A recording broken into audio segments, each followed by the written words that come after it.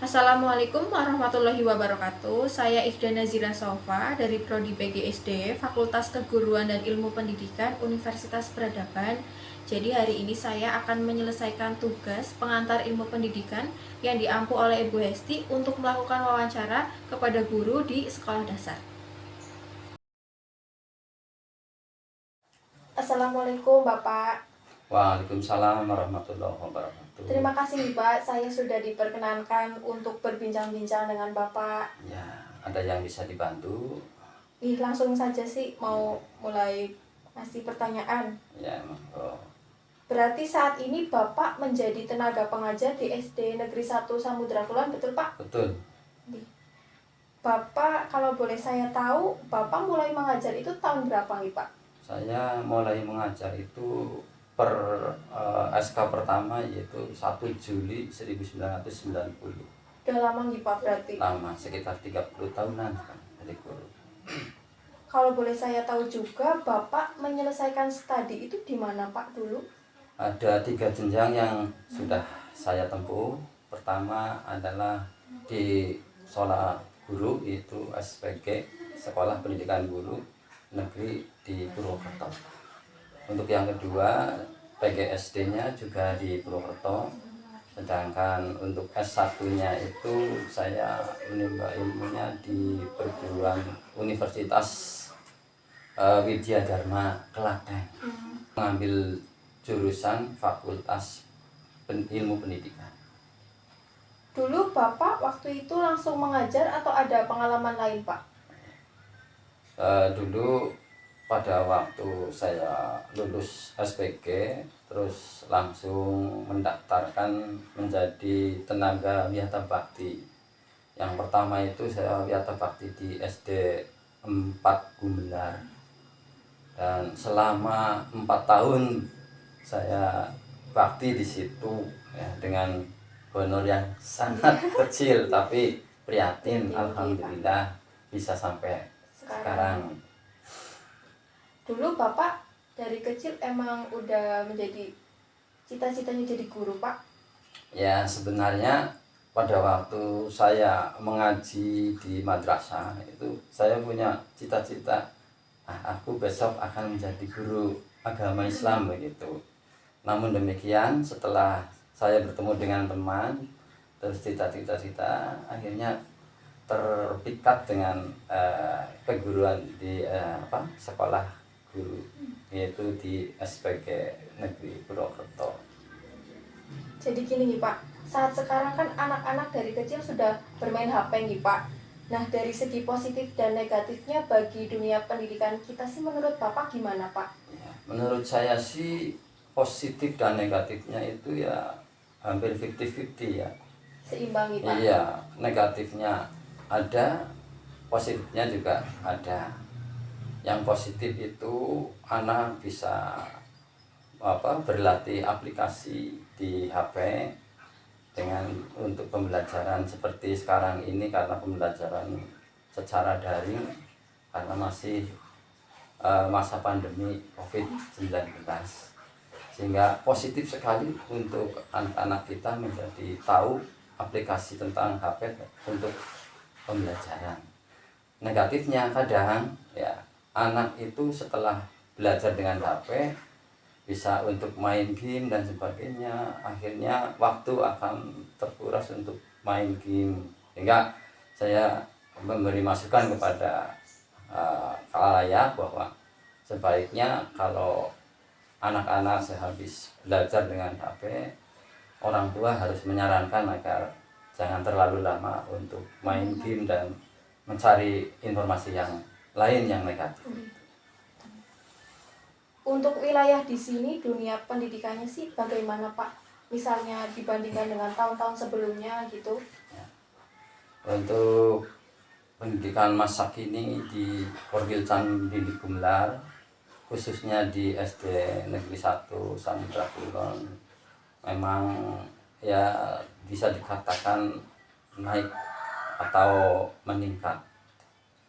Dan karena apa? Karena ditunjang oleh IT ya, oleh perangkat-perangkat pembelajaran yang sudah memenuhi kebutuhan guru, sehingga model pembelajaran dulu dengan sekarang itu berbeda, bisa bervariasi secara manual maupun secara aplikasi begitu. Lebih modern nih Pak. Lebih modern. Oke, pertanyaan yang lain nih Pak. Saat sekarang kan ada dana BOS nih Pak. Nah itu sih dipergunakan untuk apa saja Pak? Misalkan sebagai penunjang proses belajar mengajar atau yang lainnya? Untuk dana BOS, namanya saja BOS ya, bantuan operasional sekolah, otomatis dana ya digunakan untuk kemajuan sekolah.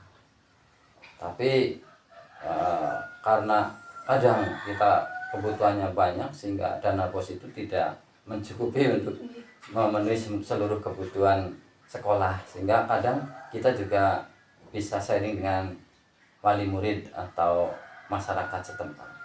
Dan untuk dana BOS itu jelas penggunaannya yaitu yang pertama untuk pengembangan sekolah, contoh untuk memenuhi sarana dan prasarana sekolah, dan dalam pembelajaran juga sangat ditunjang oleh dana BOS itu untuk membeli alat peraga dan sebagainya, dan untuk pelatihan baik siswa maupun guru juga harus ada pelatihan karena sebagai guru harus profesi seperti itu. Dan untuk anak-anak juga selalu ada pelatihan yang dibiayai oleh dana BOS tersebut, apalagi untuk biaya untuk meningkatkan taraf hidup anak atau anak didik kita, itu yang sangat diutamakan.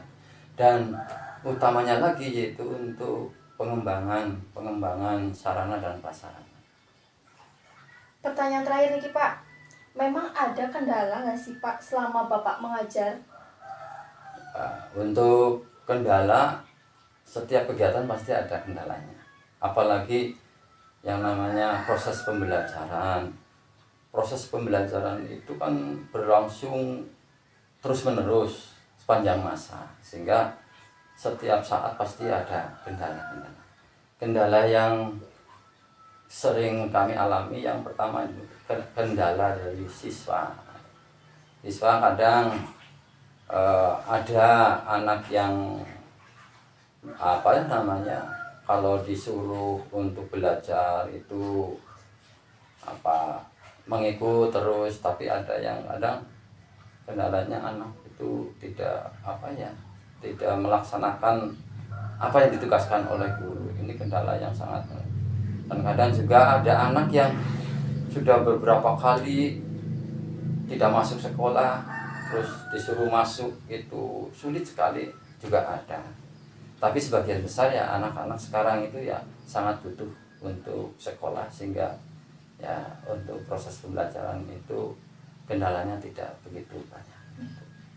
Ada nggak sih Pak tipsnya untuk menyelesaikan permasalahan itu? Untuk menyelesaikan permasalahan, yang pertama yang hubungannya dengan anak, itu guru harus selalu setiap saat, setiap hari kalau habis mengajar mesti memberikan masukan kepada anak-anak.